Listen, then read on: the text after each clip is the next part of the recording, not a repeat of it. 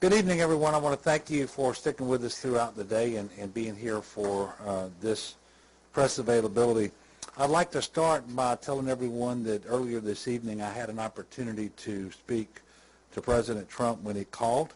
He asked me to tell the people of Louisiana that he said hello and that he's certainly pulling for us and he's working to ensure that we get the assistance we need. And certainly I thanked him for the call, but I also, and more importantly, thanked him for quickly signing the the emergency declaration that I had requested on July the 11th within just a few hours after submitting that request. We just concluded an 8 p.m. briefing on Tropical Storm Barry, and we were able to visit by telephone with the National Weather Service. And so I do have a little bit of good news to report tonight, here in the capital region at least.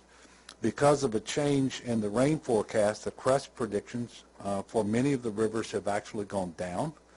And so, for example, we're now looking at 39 feet for the Amite River at Denham Springs based on this revised forecast from the National Weather Service. That's actually 2 feet lower than had been previously forecasted and was announced earlier today.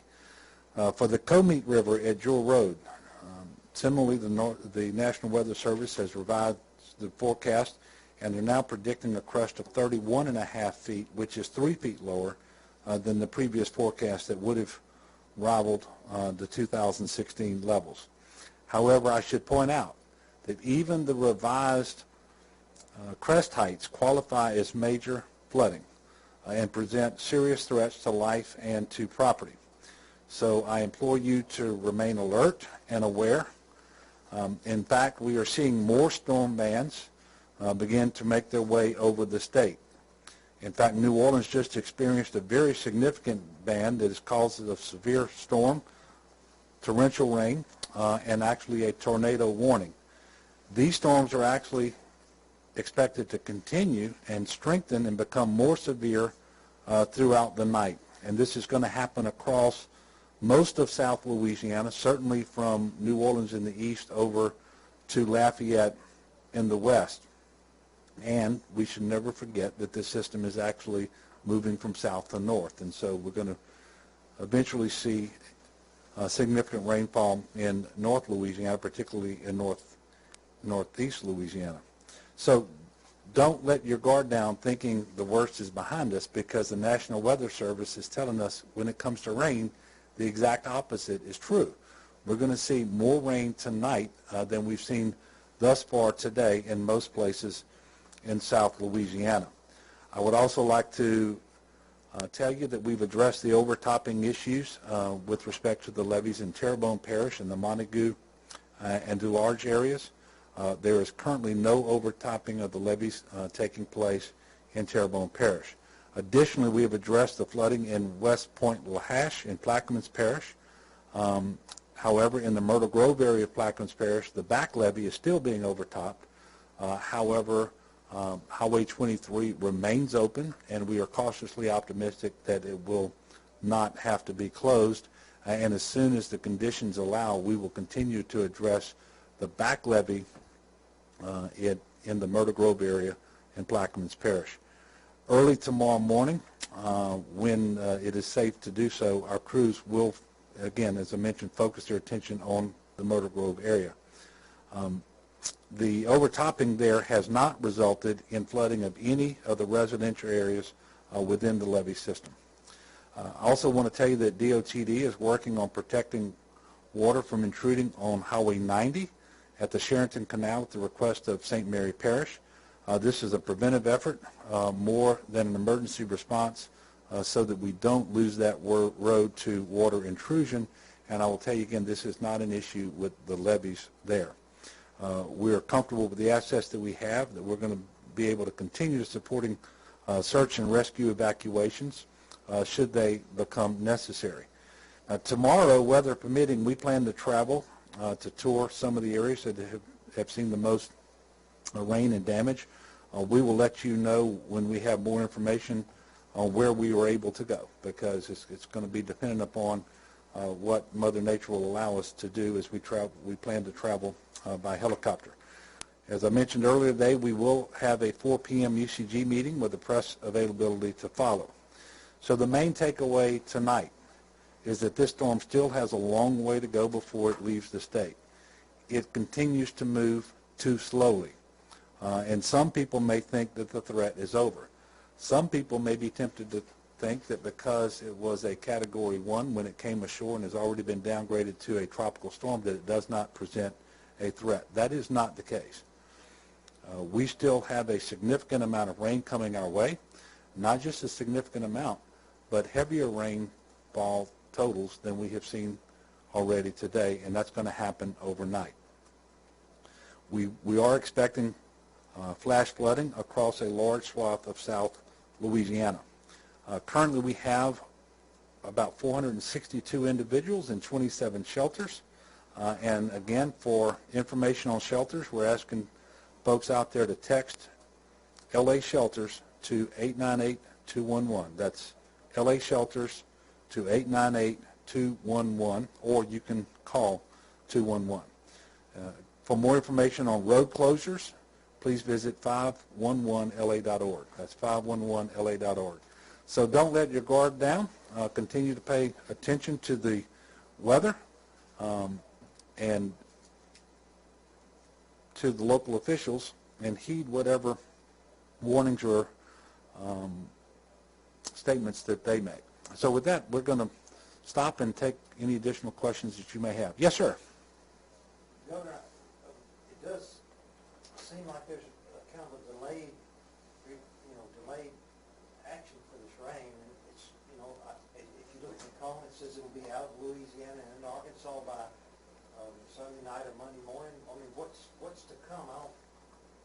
Is it the bands that are going to swing in all of a sudden? Well, if you take a look at the live radar, the rain bands still extend deep into the Gulf. Right. And as they're coming ashore now, they seem to be more, they're producing more rain now than they did earlier in the day.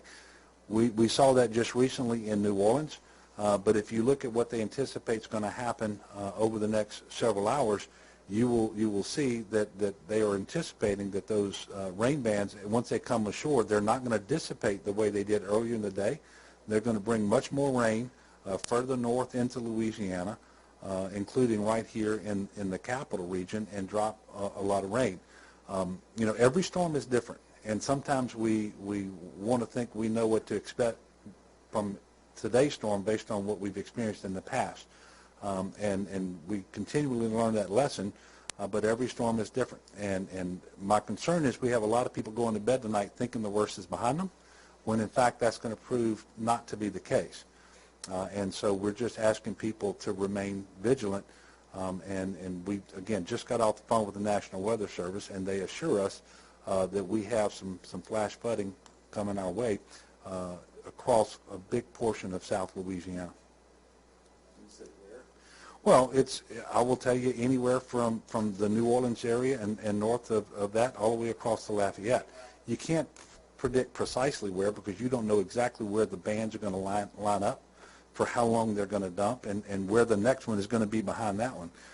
But with the total rainfall that is predicted to happen overnight, we do anticipate flash flooding, and so we're asking people to remain vigilant. And not just flash flooding to the point where life will be threatened.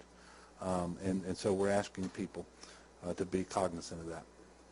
Yes, sir. Governor, compared to what we went through this afternoon, we had the flooding and the tough areas like Pontchartrain and some of the others. Now bring us current. How the situations in those areas as far as possibly water's going down, people dealing a little better. What's the latest you've heard? So I've not received word that we've got a reduced storm surge yet in Lake Pontchartrain, Lake Maurepas. I don't think the winds have changed direction enough to allow that to happen. That is very important, because at some point, as we need the Amite River and the Tickfall River and so forth to drain as it's supposed to, you don't want a blocking mechanism in the lakes. So the wind direction is going to be critically important. But as for the rest of your question, You know, we've just been told just in the last 45 minutes that we should not gauge what we anticipate to see tonight based on what we've already seen today. So that's one of the reasons we wanted to reserve this time slot to come back in and talk to people across Louisiana so that they would remain vigilant and understand that at least according to the National Weather Service, the rain that we're going to see tonight will be the worst. And as you remember, this was always going to be a rain event, not so much a wind event. And so the rain for the rain event is still in many places to come. Yes, sir. Two things, if you could, how many folks are in the shelter again? I didn't catch that number. And then have we been doing any search and rescue missions since last we spoke? Yep. We have 27 shelters open and 462 individuals who are arrayed in those shelters. There have been a total, and I gave an incomplete number today because I got updated. There have been a total of 12 individuals who have been rescued today. 11 were by the Coast Guard in the Ile de Jean Charles area in southern Terrebonne Parish outside the protected area. One individual in that area was actually rescued by first responders from Terrebonne Parish, and that was the one that I failed to mention. I don't have any reports of search and rescues having occurred outside of that area since this morning. Any other questions? Well, thank you all. We'll see you tomorrow afternoon after the 4 p.m. Unified Command Group meeting. Thank you.